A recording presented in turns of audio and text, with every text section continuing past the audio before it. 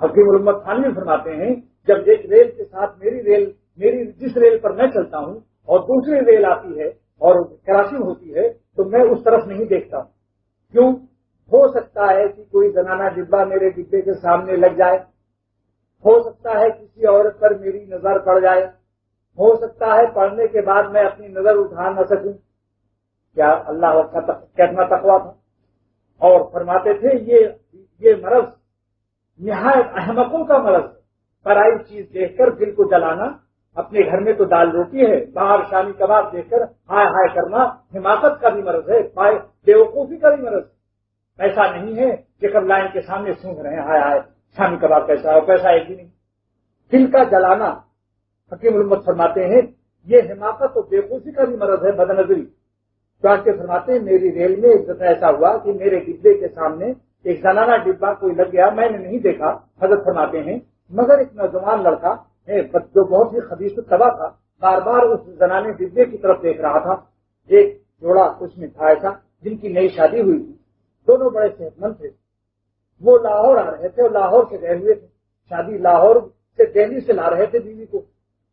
تو بار بار جب اس لڑکے نوجوان نے اس کو بری نظر سے دیکھا اس کی بیوی کو، تو ظاہر بات ہے کہ آدمی کو غیرت آتی کہ میری بیوی کو کیوں دیکھ رہا ہے.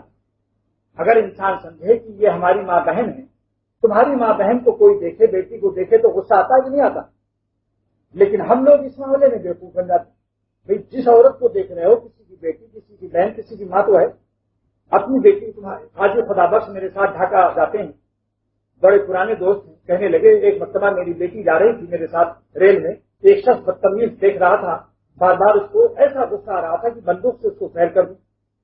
اللہ تعالیٰ فرماتے ہیں حدیث میں ہے کہ یہ ساری مخلوق ہماری عیال ہے، اپنے بال بچوں کے لیے تو تمہارا یہ حال ہے. اور حضور فرماتے ہیں صلی اللہ تعالی وسلم کہ ساری مخلوق خدا کی اللہ کی عیال ہے. جتنی محبت تمہیں اپنی اولاد سے ہے اس سے زیادہ اللہ کو اپنے بندوں اور بندیوں سے ہے.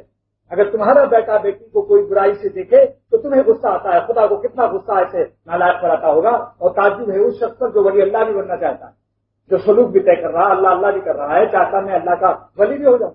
آپ اس بات کے دوست بن سکتے ہیں جس بات کے بیٹا یا بیٹی کو آپ بری نظر سے دیکھ رہے ہوں یا اس کے ساتھ برے خیالات برتنے کی اسکیم بنا رہے ہیں. کیا وہ بات آپ کو دوست بنائے گا؟ اور پتہ بھی چل جائے اس کو ایک سرے سے معلوم ہو جائے دل کا سارا خیال، اور اس کے بعد آپ ابا سے کہیں اس کے کہ مجھے اپنا دوست بنا لیجیے، تو ایک جھوٹا لگائے گا کہ میری دوستی بھی چاہتے ہو، میری اولاد کے ساتھ برا خیال بھی لاتے ہو اور بری نظر سے بھی دیکھتے ہو. اللہ تعالیٰ کی مخلوق، حضور کی حدیث صلی اللہ علیہ وسلم کی ہے الخلق عیال اللہ، پوری مخلوق اللہ کی عیال ہے، اہل عیال. فاحب الخلق الی اللہ، سب مخلوق میں اللہ کا پیارا وہ ہے من احسن الی عیالہ، جو اللہ کی مخلوق کے ساتھ اچھے اخلاق سے پیش آئے. صحیح. لہذا وہ شخص کیسے ولی اللہ ہو سکتا؟ سوچ ہر شخص کو ہی سمجھو یہ اللہ کا بندہ، اللہ کی بندی نظر کے حفاظ سے. تو حضرت محمد سناتے ہیں کہ یہ گناہ آنکھوں کا بیوقوفی سے تعلق رکھتا ہے. برائی چیز کو دیکھ کر دل جلانا احمق ہے. ارے بھائی شادی نہیں ہوئی روزہ رکھو، شادی ہو گئی اپنی پر صبر کرو جو اللہ نے دیا. تو حضرت فرماتے ہیں وہ لڑکا بار بار دیکھ رہا تھا، تو اس کی دیکھنے کی وجہ سے اس کو غیرت آئی.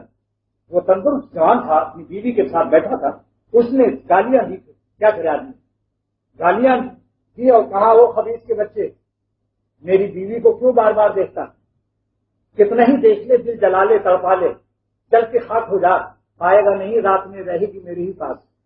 ٹھیکا بھی دکھایا اسے، ہاں دیکھ لے، پائے گا نہیں تو کتنے ہی دل کو جلا لے لیکن پائے گا نہیں رات کو میرے پاس رہے گی.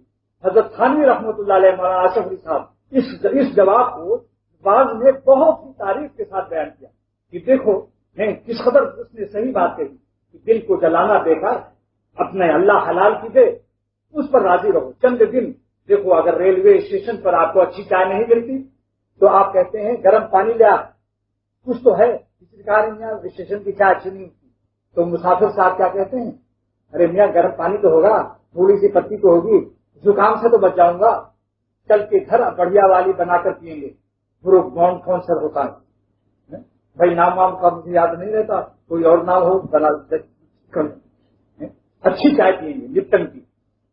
تو جب آپ دنیا میں چند دن کے لیے آئے ہیں تو ہر دن کو، ہر سانس کو مسافر خانہ سمجھو، پلیٹ فارم سمجھو، یہ سمجھو ہم لوگ اسٹیشن پر ہیں، ریل آئے گی گزر جائے گی، موت کی ریل آئے گی، عزرائیل علیہ السلام اس کے ڈرائیور ہیں، اپنے آپ کو کسی اگر اچھے اعمال ہیں تو فرسٹ کلاس میں بیٹھا دیں گے، گڑبڑ ہے تو اس ڈبے میں بیٹھا لیں گے جس میں اور آپ پریوار ہیں۔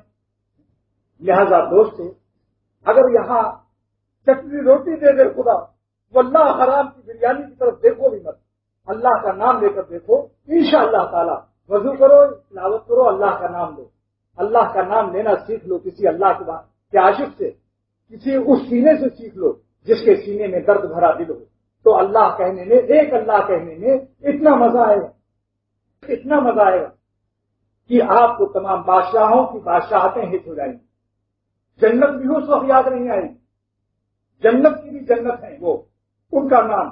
ایک شاعر ہے، پتہ نہیں آج آیا کہ نہیں، شاعر آیا ہے بھائی، اس کا شعر آج سنواؤں گا۔ اس سے پچھلے جمعے کو آج دو شاعر ہیں، ایک انیس الہ آبادی الہ آباد سے آئے ہیں، شاعر پاکستانی ہے، مگر اس نے پچھلے جمعہ کو ایک شعر سنایا کہ ایک بار ان کا نام لیتا ہوں، ایک بار ان کا نام لیتا ہوں، مدتوں تک سرور رہتا ہے۔ کیا شعر! اللہ کا نام میں جو مٹھاس ہے، مولانا رومی کی جان سے پوچھو، فرماتے ہیں اے دل یہ شکر خوشتر، یہاں کی شکر سازت، اے دل یہ چینی زیادہ میٹھی ہے یا چینی کا بنانے والا زیادہ میٹھا، یہ گنا زیادہ ہے، یہ مٹھائیاں زیادہ ہے اس میں، یا گنے کا رس جو پیدا کرتا ہے، ان کا نام لے کر دیکھو۔ یہی وجہ ہے کہ اللہ تعالیٰ کا نام، لیکن کس سے سیکھو؟